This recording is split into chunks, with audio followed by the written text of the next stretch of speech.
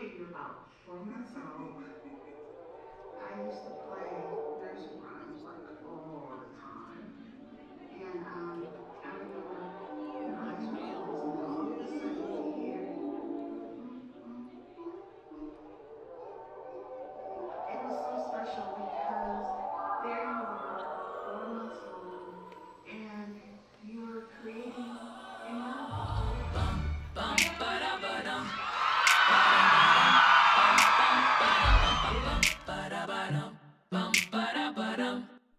Little Jai'Len really didn't know what she wanted to do, but she fell into what she really knew was comfortable and like where she was supposed to be, like as time grew on. It started morphing into like, oh, she ain't just loud. She can kind of sing, she can hold a note, she can do a run or two. And then Lil Jai'Len started like honing into that craft and like really kind of like perfecting it and like making it into her own.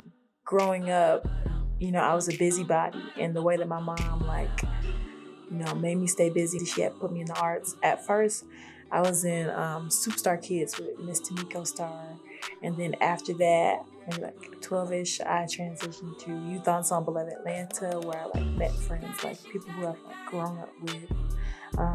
You was either in Youth Ensemble of Atlanta or you were at Tri-Cities, and then sometimes people did both, and I did both. And Tri-Cities is where I like started my journey for like music theater. There was this camp that my teacher Robert Connor would allow to come to the school to talk to us, and it's called Broadway Dreams. Already being in depth with like theater through like Tri-Cities, Broadway Dreams was something where it's like, okay, this is like a stepping stone to actually get to the place where I wanted to go.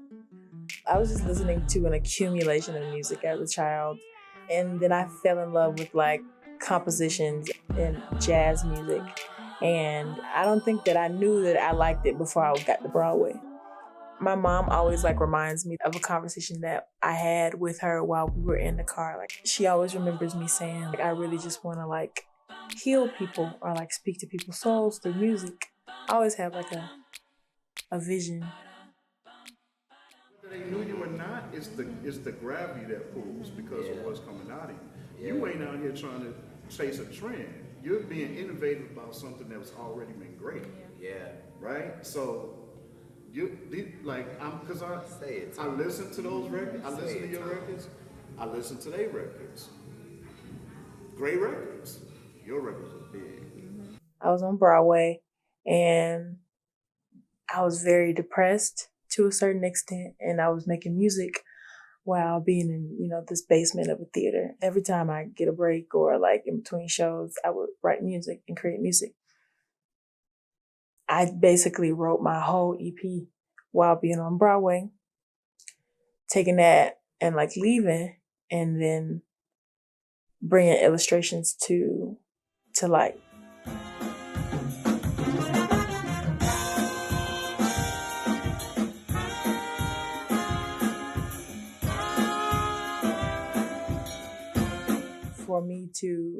For me to even be in the present in that situation, I had to like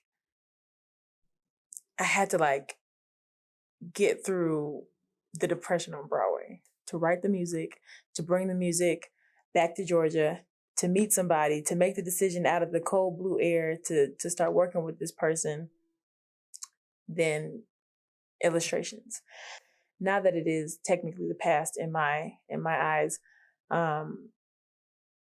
the music has morphed. Like, I've had different experiences and I've had different things to happen to me. Like, my grandfather passed last year. Things that affected the music that is going to be in this upcoming EP. But when you was 10 and you'd pretend that you were sick, so your mama made you some chicken noodles and made you feel good though. Then I know it had you want some more. And all the times that you pretend that you'd get sick just to get me to go make some chicken noodles is something I can do for you. And cause we grown, we can do a little more. I'll get you like some good soup. I remember when I was young, my mom used to work at a place, and around every winter, spring season, she would get sick. She would lay in bed and I would take care of my mom. I would be dead smack in her face because I knew that I would catch it and she would be able to take care of me. But my plans always work. Like, I would catch a fever. She would make me chicken noodle soup. She give me a warm compress. I'd go to bed. And so the lyrics say, like, remember when you was 10 and you pretend that you was sick? I never really, like, pretended because I was technically sick, but I sure as hell wasn't sick the day before. But good soup is like a double entendre because I'm really talking about, like, good soup. You know what I'm talking about? Good soup. Kind of just went to the studio one day and they was just playing beats and whatnot. I was like, oh, I like this beat. So I grabbed the beat and I like wrote it in like half an hour. And then I went back to Atlanta. I redid the vocals, brought it back to LA, and then they beefed it out with horns and stuff.